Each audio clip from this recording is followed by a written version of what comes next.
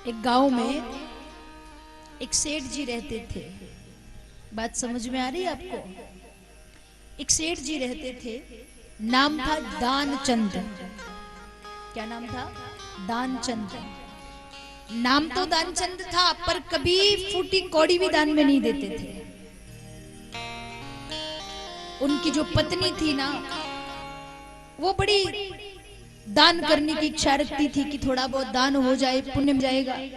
वो हमेशा अपने पति से कहती थी कि ज्यादा ना सही, थोड़ा दान करो, पर करो तो सही। पति नहीं सुनता था। हर बार जब जब सब गांव वाले गंगा स्नान करने जाते थे, तो वो भी कहती थी कि हम भी चलें गंगा स्नान करने, पुण्य मिलेगा। तो सेठ जी कहते अगली बार चलेंगे। सेठ जी का गांव गंगा मैया जहां बहती थी, वहां से 10-12 किलोमीटर की दूरी पर ही था। खूब समय बीत गया, बार बार सेठानी जी कहती, सेठ जी नहीं सुनते। एक बार गांव की महिलाएं इकट्ठी होकर गंगा नहाने जा रही थी। सेठानी ने विचार किया, ये तो हमेशा टालते रहते हैं, अगली बार चलेंगे, अगली बार, कभी जाते नहीं हैं। ये जाए ना जाए, आज मैं चली जाती हूँ। तो सेठ जी के पास जाके कहा, बोले आप गंगा नहाने नहीं जाना चाहते, कोई बात नहीं, मैं जा रही हूँ। सेठ जी ने कहा किसके साथ? बोले गांव की महिलाएं जा रही है, मेरी सखी सहेलियां जा रही है, उनके साथ। कैसे जाओगे? बोले वाहन से। तो सेठ जी बड़े कंजूस थे। सेठ जी ने सोचा, अगर ये वाहन से जाएगी, 10-20 महिलाओं के साथ जाएगी, तो रुपया पैसा खर्च जरूर करेगी। उनको चाय नाश्ता कराएगी, भोजन भी कराएगी, किराया भी देगी, तो बहुत खर्चा हो जाएगा। सेठ जी ने कहा, अरे भाग्यवान, कोई वाहन में बैठ के गंगा नहाने जाता है, पुण्य नहीं लगेगा, उन्हें जाने दो, हम पैदल पैदल चलेंगे। सेठानी ने कहा ठीक है, पैदल चलिए। अब किराया का रुपया बच जाए, इसलिए सेठ जी सेठानी को लेकर के पैदल पैदल गंगा नहाने गए। जैसे ही गंगा मैया के निकट पहुंचे, गंगा जी का जो घाट था, वहां देखा बहुत भीड़ है। जो भी व्यक्ति गंगा जी के घाट पर स्नान कर रहा है, वहां जो पंडित जी है, जो पुजारी जी हैं, वो उनसे कोई ना कोई दान ले रहे हैं, कुछ ना कुछ दान ले रहे हैं। सेठ जी ने सोचा कि वहां से रुपया पैसा बचा के यहाँ तक तो आ गया, अब यहाँ ऐसा क्या करूं कि इन पंडितों को कुछ देना ना पड़े। अगर घाट पे नहाऊंगा तो जरूर देना पड़ेगा। सेठ जी की नजर गई, एक घाट ऐसा है जहां एक भी व्यक्ति नहीं नहा रहा है। उस घाट का नाम है मुर्दा घाट।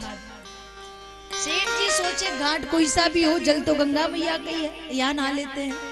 सेठानी को लेकर के मुर्दा घाट पर पहुंचे, तो सेठानी से कहा कि पहले आप गंगा स्नान करो, बाद में मैं करूंगा। सेठानी ने गंगा स्नान किया। जैसे ही स्नान पूर्ण हुआ, सेठ जी से कहा, अब आप गंगा स्नान करिए। सेठ जी गंगा नहाने जब जाने लगे, तो सेठानी को कहा, बोले अगर कोई पंडित जी आते दिखे तो हमें कह देना, ऐसे ना कह सको तो इशारा कर देना। सेठानी जी समझ गई कि ये दान के चक्कर में यहाँ आए हैं।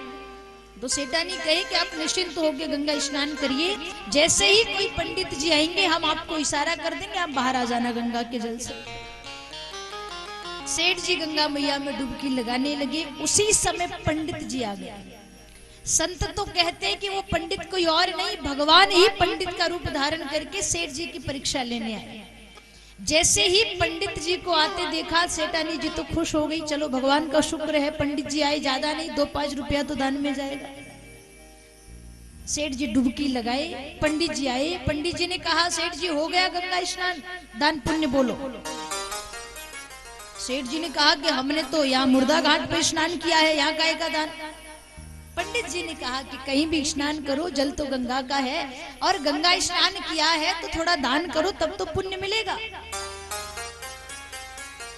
सेठ जी ने कहा कि मैं जरूर दान करता, पर मैं कुछ लेके नहीं आया, जेब खाली है। पंडित जी ने कहा, लेके नहीं आए तो हम तो पोती लेके घूमते हैं, आप तो लिखवा दो, हम आपके गांव लेने आ जाएंगे, उधार लिखवा दो। सेठ जी ने सोचा, अगर ज्यादा लिखवाऊंगा तो ये लेने आ जाएगा, क्या करूं? विचार किया, इतना लिखवाऊं कि गांव आते आते उससे ज्यादा खर्चा हो जाए, तो ये आएगा नहीं लेने। सेठ जी ने कहा, एक काम करो, 2 पैसा लिख लो, रुपया नहीं, 2 पैसा, 2 पैसा लिख लो। पंडित जी ने कहा ठीक है। 2 पैसा उधार लिख लिया। अब सेठ जी तो गंगा स्नान करके अपने घर चले गए। 2-4 दिन हुए और पंडित जी आ गए। सेठानी जी ने देखा कि पंडित जी आ रहे हैं तो दौड़ करके घर में गई। कहा, बोले वो पंडित जी आ गए हैं जिन्हें हम 2 पैसे लिखवा के आए थे। सेठ जी ने कहा कि बड़ा भला आदमी है, 2 पैसा तक नहीं छोड़ सकता। सेठ जी ने कहा, एक काम करना, पंडित जी से कहना कि हम घर पे नहीं है तो फिर कभी आ जाए। अपने कमरे में सेठ जी बैठे हैं, पंडित जी आए। अब सेठानी बेचारी झूठ बोलना तो नहीं चाहती है, पर क्या करे, पति ने कहा है तो बोलना पड़ेगा। तो सेठानी ने पंडित जी को प्रणाम किया, जलपान कराया और कहा कि पंडित जी, आपका जो दान हमने लिखवाया था वो लेने आए होंगे? बोले हाँ। सेठानी ने कहा, पर सेठ जी तो घर पे नहीं है। कहाँ गए हैं? बोले रिश्तेदारी में गए हैं। कब तक आएंगे? तो सेठानी ने कहा, बैठो मैं आके बताती हूँ। सेठानी गई कमरे में, सेठ जी से कहा, बोले पंडित जी पूछ रहे हैं आप कब तक आओगे? सेठ जी ने कहा, कह दो कि 8-10 दिन लग जाएंगे आने।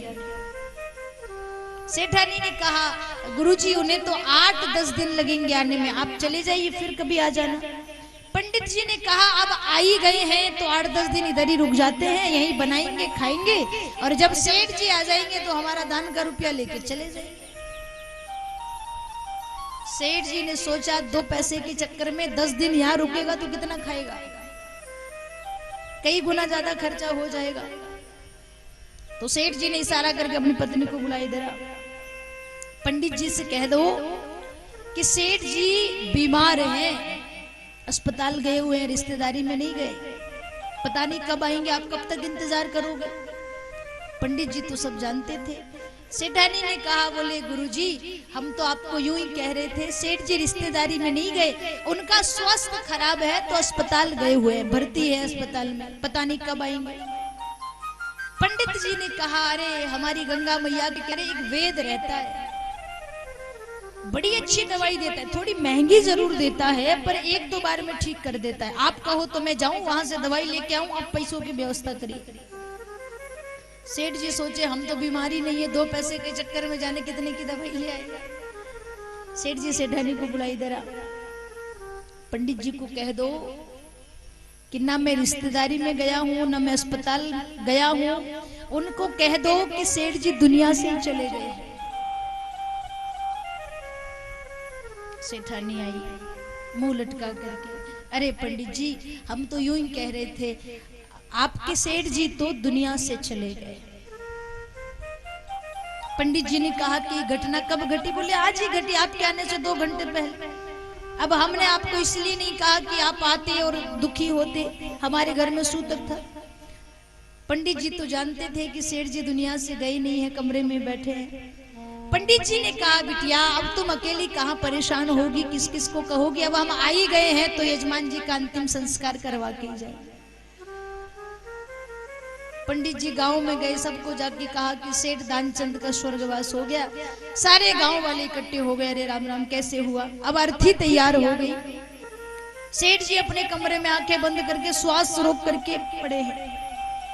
जैसे ही अर्थी तैयार हुई, सेठानी को लगा कहीं सही में शमशान ना ले जाए, तो सेठानी चिल्ला चिल्ला करके रोने लगी, अरे वो मरे नहीं है, वो नाटक कर रहे हैं, वो जीवित हैं, वो सुबह जिंदा थे, अभी 10 मिनट पहले बात कर रहे थे, मरे नहीं है। गांव वालों को लगा कि बेचारी दुख के मारे भाव भूल गई है, शुद्ध विसरा गई है, क्या कह रही है कुछ नहीं पता। जोर जोर से सेठानी रो रो करके कहे, अरे ये मरे नहीं है। गांव वाले कहे, बेटा जो होना था हो गया, विधि के विधान को कौन रोक सकता है। अर्थी तैयार हो गई। अर्थी पर सेठ जी को सुला भी लिया। पंडित जी सोचे अब बोलेगा कुछ, सेठ नहीं बोले। लोगों ने अर्थी को कंधा दिया, शमशान पहुंच गए। पंडित जी सोचे अब बोलेगा कुछ, सेठ नहीं बोला। चिता तैयार हो गई, पंडित जी सोचे अब बोलेगा कुछ, सेठ नहीं बोला। चिता पर सेठ जी को सुला दिया, पंडित जी सोचे अब तो जरूर बोलेगा, नहीं बोले। मुकाग्नि देने का समय हो गया। पंडित जी सोचे ये 2 पैसे के चक्कर में सही में न जल जाए। तो पंडित जी गांव वालों से कहते, बोले भैया हमारे यहाँ का एक नियम है, यजमान के अंतिम संस्कार के पहले उसके कान में एक मंत्र फूंकते हैं जिससे उसका उद्धार हो जाए। अगर आपको कोई परेशानी ना हो तो हम हमारे यजमान के कान में मंत्र फूंक दें। गांव वालों ने कहा, रे गुरुजी इससे और अच्छी क्या बात होगी, बड़ा भला आदमी था बेचारा, चला गया, फूंक दीजिए मंत्र। पंडित जी गए, सेठ जी के कान में जाके कहा, मैं जानता हूं तू मरा नहीं है,